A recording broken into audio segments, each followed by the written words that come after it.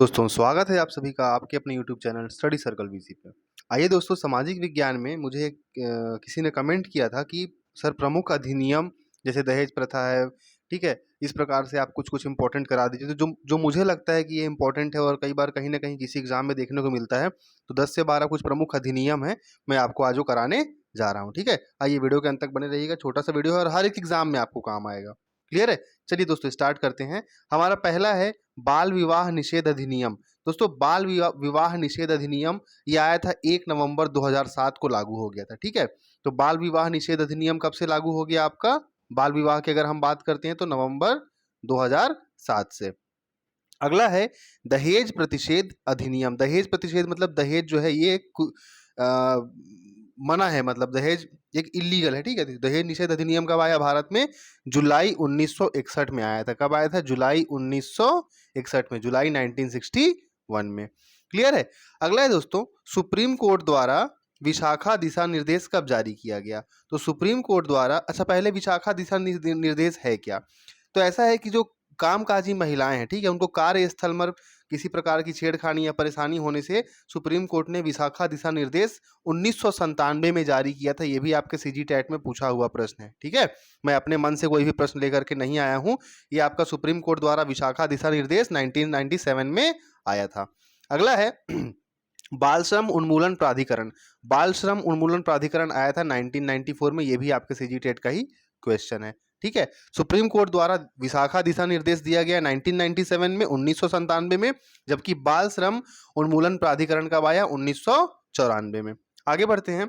भारत में British east India company का शासन समाप्त करके डायरेक्ट शासन क्राउन मतलब वहां की महारानी के हाथों सौंपा गया। किस किस अधिनियम के तहत? तो वो था आपका भारत शासन अधिनियम या भारत सरकार अधिनियम 1858। याद रखिएगा, बहुत इंपॉर्टेंट है ये, भारत सरकार अधिनियम 1858।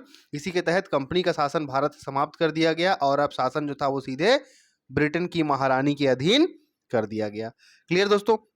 अगला है, अब ये कुछ है इंपॉर्टेंट, ये आपके वन से संबंधित है। ठीक है, जैसे भारत में पहली बार वन अधिनियम कब आया?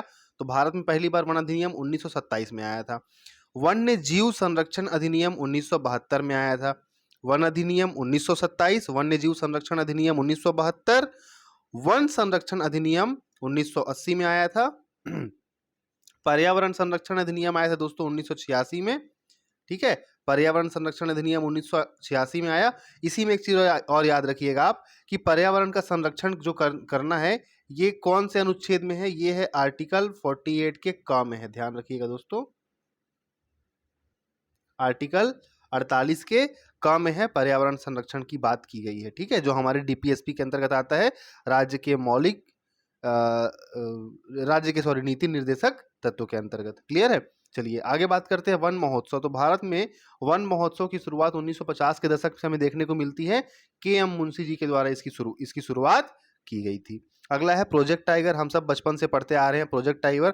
भारत में टाइगर्स की संख्या को कम होते हुए देखते हुए तत्कालीन प्रधानमंत्री श्रीमती इंदिरा गांधी जी ने क्या किया था? प्रोजेक्ट टाइगर की शुरुआत की थी 1973 से। ठीक है, 1 अप्रैल 1973 से इसकी शुरुआत हुई थी। कहां से हुई थी पूछेगा तो उत्तराखंड के जिम कार्बेट नेशनल पार्क से। क्लियर? हालांकि ये आपसे नहीं पूछेगा, आपसे ये ऊपर के ही ये इंपॉर्टेंट है, आपसे दहेज प्रथा वाला, बाल विवाह वाला, सती प्रथा वाला, बाल श्रम वाला, है ना। पर मैं अपने से कुछ आपको इंपॉर्टेंट करा दे रहा हूँ, कहीं ना कहीं आपको आगे काम आ सकता है। तो प्रोजेक्ट टाइगर हो गया। प्रोजेक्ट एलिफेंट की बात करेंगे, 1992 में आया था। सती प्रथा। दोस्तों सती प्रथा का मतलब क्या था? तो प्राचीन काल में क्या होता था कि जब कोई व्यक्ति मरता था, ठीक है, तो उसकी जो पत्नी होती थी उनको भी क्या होना पड़ता था? उसके साथ साथ सती होना पड़ता था। तो ये बहुत ही खराब प्रथा थी, जिस पर राजा राम मोहन राय के सहयोग से लॉर्ड विलियम बेंटिक द्वारा 1829 में इसे अवैध घोषित कर दिया गया। ठीक है, तो सती प्रथा पर रोक राजा राम मोहन राय के अथक प्रयास से लॉर्ड विलियम बेंटिक द्वारा 1829 में एक अधिनियम या कानून बनाया गया और इसे समाप्त कर दिया गया। अगला है विधवा हिंदू विधवा पुनर्विवाह। हिंदू विधवा पुनर्विवाह अधिनियम आया था दोस्तों 1856 में। ठीक है, ध्यान रखिएगा, हिंदू विधवा पुनर्विवाह अधिनियम कब आया? 1856 में। तो इस प्रकार से ऊपर का देख लेते हैं। आपका बाल विवाह निषेध अधिनियम 1 नवंबर 2007। आइए एक दो इसके एमसीक्यू भी मेरे पास है, उसको सॉल्व कर लेते हैं फटाफट। ठीक है, सुप्रीम कोर्ट द्वारा विशाखा दिशा निर्देश 1997, बाल श्रम उन्मूलन प्राधिकरण 1994। आइए एक दो मेरे पास एमसीक्यू है, उसको सॉल्व कर लेते हैं फटाफट। एमसीक्यू दोस्तों, भारत में बाल श्रम नीति के क्रियान्वयन के लिए बाल श्रम उन्मूलन प्राधिकरण कब बनाया गया? देखिए इस प्रकार से आपको कुछ ऑप्शन देखने को मिलेगा इसका, ठीक है। 1994, 1987, 1978, 1974। अब हमें पता है, हमने अभी भी पढ़ा कि बाल श्रम उन्मूलन प्राधिकरण कब आया था। ये देख लीजिए, बाल श्रम 1994। तो आपका पहले का जो सही आंसर हो जाएगा क्या हो जाएगा? बाल श्रम उन्मूलन प्राधिकरण कब आया? 1994 में आया, ठीक है। चलिए अगले प्रश्न की ओर आगे बढ़ते हैं।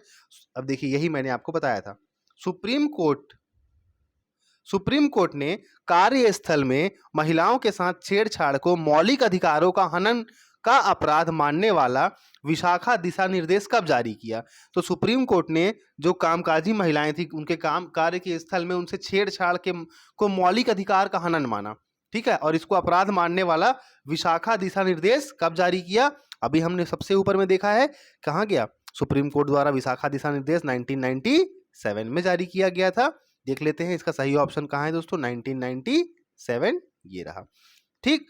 तो विशाखा दिशा निर्देश 1997 और बाल श्रम 1994, बाल श्रम 1994। आई होप आपको वीडियो पसंद आया होगा। पसंद आया तो वही बोलूँगा, लाइक करिए, शेयर करिए और जम के सब्सक्राइब करिए। और दोस्तों कुछ लोग क्या है, नेगेटिव कमेंट भी करते हैं कभी कभी, ठीक है। तो अगर आपको वीडियो पसंद नहीं है तो आप वीडियो देखिए ही मत, चैनल को सब्सक्राइब ही मत करिए। पर किसी के मेहनत को आप अगर ऐसा आकर के बोलेंगे कि बेकार है और ये फालतू की चीज़ है और ये 10th क्लास का लेवल है, तो थोड़ा सा लगता है कि यार इतना मेहनत किया जा रहा है आप कि किसी ना किसी को कुछ फ़ायदा मिल जाए। और अगर इस केस में अगर आप ऐसा कमेंट करेंगे तो इंसान डिमोरलाइज होता है, ठीक है। तो फिर भी हम अपना प्रयास करेंगे आपको बेस्ट ऑफ द बेस्ट देने का। मुझे जितना लगता है कि जो आपके लिए इंपॉर्टेंट है, थोड़ा थोड़ा करके मैं आपके लिए शुरू से लेकर के ही आ रहा हूँ। सारी की सारी प्लेलिस्ट बनी हुई है, हिंदी की अलग प्लेलिस्ट है, सामाजिक विज्ञान की अलग प्लेलिस्ट है, ठीक है, और बाल विकास शिक्षा शास्त्र की अलग प्लेलिस्ट बनी हुई है, पर्यावरण की अलग प्लेलिस्ट बनी हुई है। तो जाइए और जितना हो सकता है उतने उन वीडियोस को बार बार देखिए, ठीक है। उन बार बार देखने और सुनने से क्या होता है दोस्तों कि वो दिमाग में सीधे सीधे घुस जाता है। तो आपको अगर एग्जाम में कहीं ना कहीं अगर उन टॉपिक से रिलेटेड कुछ भी अगर आया तो आप इजिली आप उनके ऑप्शंस को क्या कर सकते हैं, क्रॉस कर सकते हैं, ठीक है, कि हाँ ये तो नहीं होगा, ये तो होगा, इस प्रकार से। और मिलेंगे बहुत जल्द अगले वीडियो में, तब तक के लिए धन्यवाद।